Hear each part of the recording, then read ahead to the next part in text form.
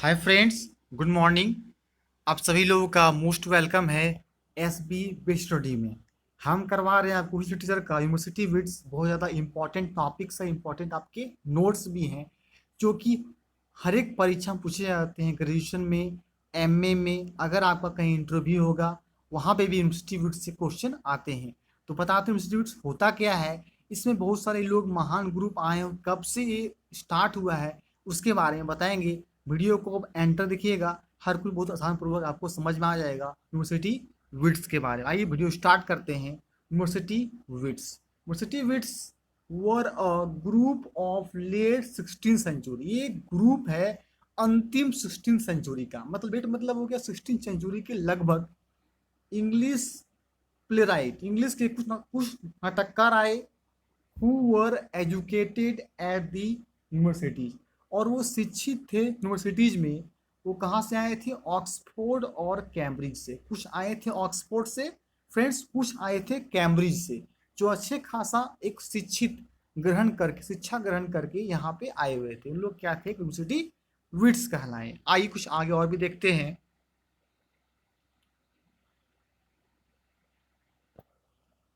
देखिए फ्रेंड्स, ने क्या पाया?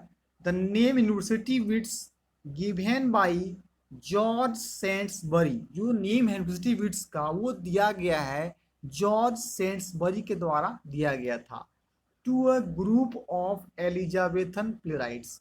यह जो ग्रुप है वो समूह एलिजाबेथन प्लेराइट्स का, एलिजाबेथन के नाटककार का ये ग्रुप है।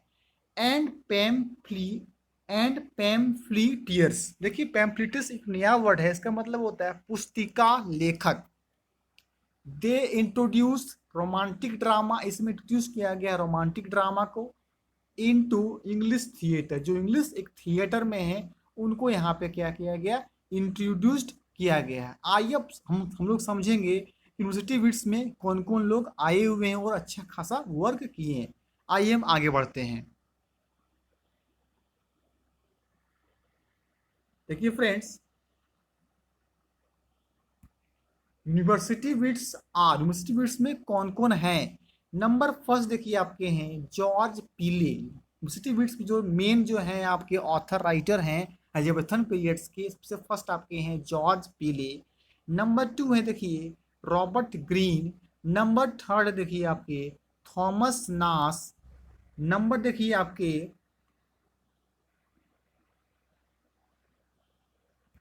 नंबर देखिए फोर्थ है फ्रेंड्स थॉमस लोज। नंबर फिफ्थ है थॉमस कीड। नंबर सिक्स है John lily. And number seventh है क्रिस्टोफर मार्लो। ये कुल मिला के सेवेंथ जो है यूनिवर्सिटी विट्स में एक बहुत ही पॉपुलर राइटर हैं, पोइट्स हैं, कोई ड्रामेटिस्ट हैं, कोई प्लेराइट्स हैं, कोई पैम्पलिटियर्स हैं। तो सबके बारे में कोई अलग अलग नोटेबल वर्क्स लिखे हैं कुछ कुछ के। इसके बारे में हम लोग सातों के बारे में बहुत ही डिटेल तरीके से पढ़ेंगे। वो आप लोग सातों का क्या करना है, आपको इसमें नाम याद रखना है। जॉर्ज पीले, रॉबर्ट ग्रीन, थॉमस नास, थॉमस लॉज, थॉमस कीड, John lily and number seventh आपका है क्रिस्टोफर मार्लो। आइए हम सबके बारे में हल्का हल्का डिटेल्स के बारे में कुछ इसके बारे में समझेंगे। जॉर्ज पीले, रॉबर्ट ग्रीन, थॉमस नास, थॉमस लॉज, थॉमस कीड, जॉन लिली, क्रिस्टोफर मार्लो। अगर वीडियो हमारा अच्छा लग रहा है लाइक कर दीजिएगा, अधिक से अधिक आप शेयर अवश्य कर दें। आइए हम समझते सबके बारे में अलग तरीके से।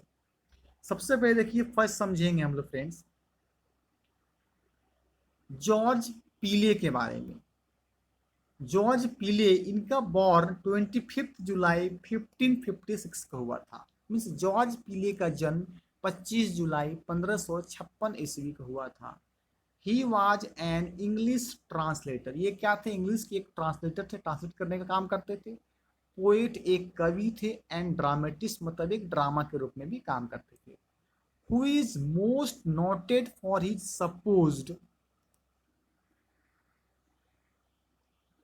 Supposed but not universally accepted.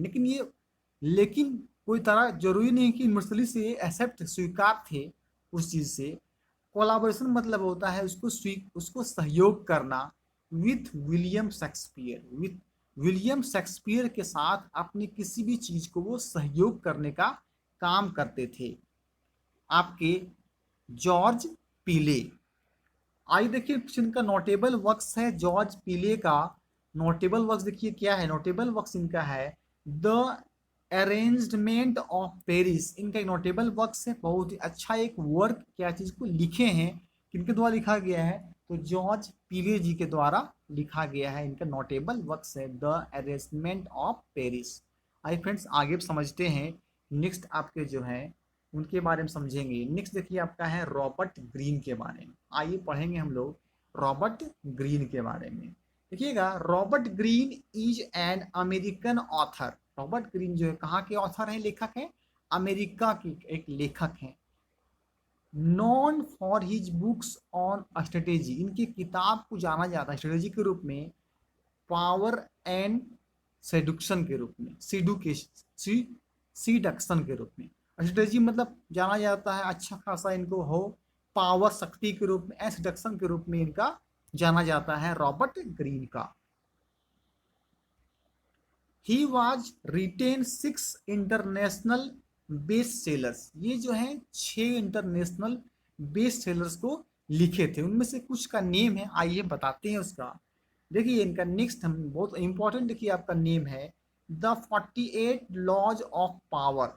बहुत ज़्यादा इंपॉर्टेंट इनका 6 इंटरनेशनल बेस्ट सेलर्स में है द 48 लॉज ऑफ पावर। मतलब कह सकते हैं इनका एक नोटेबल वर्क्स है। नंबर सेकेंड है द 50th लॉ, जो लिखा गया है किनके द्वारा, लिखा गया है रॉबर्ट ग्रीन के द्वारा।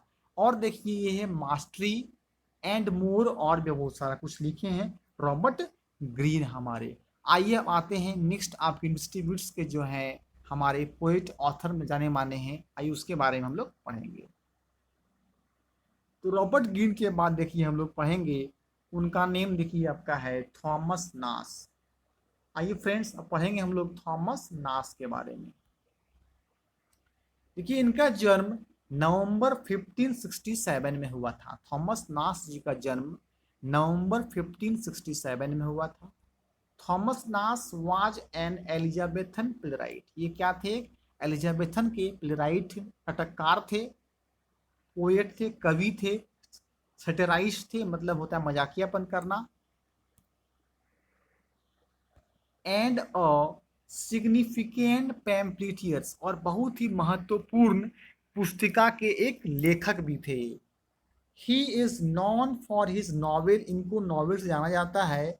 वो देखिए इनका नॉवेल का नाम है द अनफॉर्चुनेट। उनका नॉवेल का नाम क्या है, द अनफॉर्चुनेट। और एक नॉवेल का नाम है ट्रैवलर। किनका नाम है, थॉमस नास का दो इंपॉर्टेंट नॉवेल है। एक नॉवेल का नाम है द अनफॉर्चुनेट, और सेकेंड नॉवेल का इनका नाम है ट्रेवलर नाम है। आइए अब समझेंगे हम लोग नेक्स्ट आपका है थॉमस लॉज के बारे में। ये आपका देखिए खत्म हो गया आपका थॉमस नास। अब समझेंगे हम लोग थॉमस लॉज के बारे में। देखिएगा ये भी बहुत ज़्यादा इम्पोर्टेंट आपके ये राइटर हैं थॉमस लॉज। इनका देखिए जन्म हुआ था 1558 ईस्वी में, 1558 में थॉमस लॉज का जन्म हुआ था, जो यूनिवर्सिटी विट्स के बहुत ही पॉपुलर माने लोग हैं। देखिएगा Thomas Lodge the son of A Lord mayor of London. ये किसके बेटे थे, लॉर्ड मेयर के बेटे थे, जो कि लंदन के रहने वाले हैं। वाज एन इंग्लिश राइटर, ये क्या है, इंग्लिश के लेखक हैं, एंड ऑथर, लिखने वाले हैं और लेखक भी हैं। During the Elizabethan and Jacobean periods, किस समय की बात है, जहाँ पे एलिजाबेथन और जैकोबियन पीरियड्स, दो पीरियड्स में इनका ड्यूरेशन रहा था थॉमस लॉज का। बहुत ज़्यादा इम्पॉर्टेंट ये थे, सन थे किनके, लॉर्ड मेयर के, जो कि लंदन के थे, और ये राइटर भी थे और एक ऑथर थे। और इनका जो है एलिजाबेथन एंड जैकोबियन पीरियड्स का इनका समय माना जाता है थॉमस लॉज का। आइए अब नेक्स्ट देखेंगे इनका इंपॉर्टेंट यूनिवर्सिटी विट्स में थॉमस कीड के बारे में समझेंगे।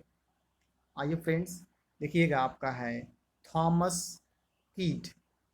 इनका देखिए बॉर्न आपका 6 नवंबर 1558 लंदन। लंदन कहाँ पे है, तो यूके, यूके को बोलते हैं यूनाइटेड किंगडम कहा जाता है यूके को। एक और नेम कहा जाता है इसको ब्रिटेन भी, और एक और नेम कहा जाता है आपका England.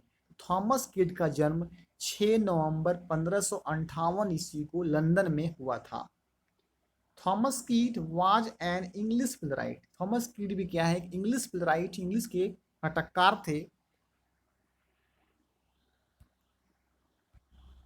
The author of the Spanish tragedy, और ये किसके लेखक थे, स्पेनिश ट्रेजेडी के भी एक लेखक थे। And one of the most important figures in the